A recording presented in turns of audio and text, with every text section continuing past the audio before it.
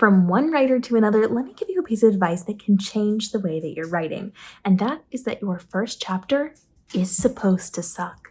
It is not supposed to be good because you don't know your characters yet. You don't know what you're doing, where you're going. You haven't seen those arcs yet. And even if you plotted out your entire book and you know from start to finish how it's going to play out, you still don't know your characters. That's just like having the plot points of somebody's life without actually knowing them. And so to write a really good, strong beginning from the very beginning is really not very practical thinking. We want to make sure that we go into it with the mindset of one of two things. One, that you have a chapter that's going to be messy and not great, and you will be completely overhauling when you finish your book.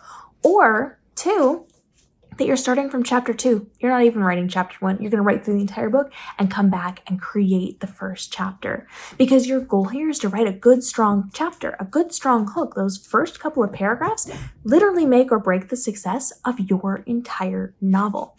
So knowing that your first chapter will suck, period, across the board, no matter how strong of a writer you are, how long you've been doing this, is a game changer because it gives you that freedom to either not be great and go back and fix it, or to just do it later.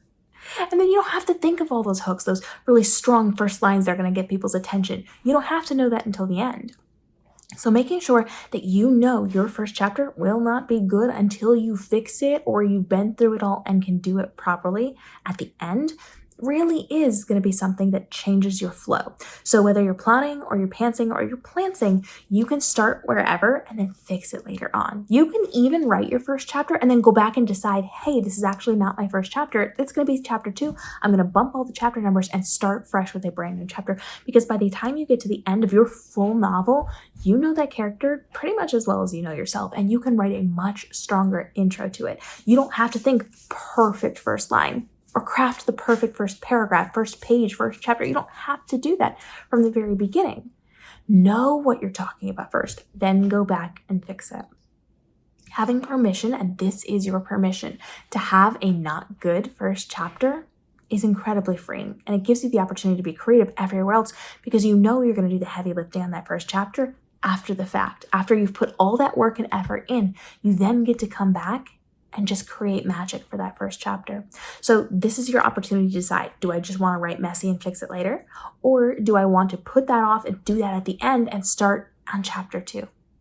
That is a decision you can make. That's a decision you can try. You can even say, I'm going to write the first chapter, totally scrap it, and then see if I want to write something new when I get to the end of this novel and see which of these you like better. If you want to fix up that first chapter or if you want to do it something entirely new.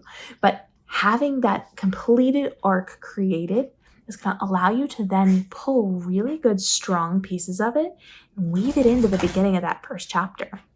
So while you're laying the breadcrumbs throughout the story, now you can take what you've done and put it in the first chapter and have those illusions, those references to things that will come later on. The way that you're able to tie that first chapter into everything else that happens once you've already written everything else is incredibly beneficial to you as authors. If you hear that, that is my puppy. She is having seasonal allergies right now and scratching, but she agrees. We want you to do the messy thing, to deal with the itchy, scratchy stuff, and then fix it after the fact. We want to make sure that you are putting your time and effort into where it's going to suit you best and serve you best as a writer.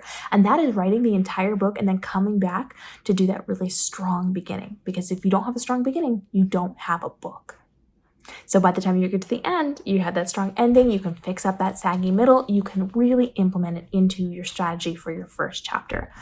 So take this permission to write messy or to not write it at all and to do it after you've gotten to know your characters just a little bit more. Follow along for more writing tips to help you take a lot of that stress and overwhelm out of the process of writing as we continue to help you make this the most profitable year ever as an author, from your writing to your publishing to your marketing, to make sure that you can live your best life while also living out your author dreams. We'll see you in the upcoming episodes.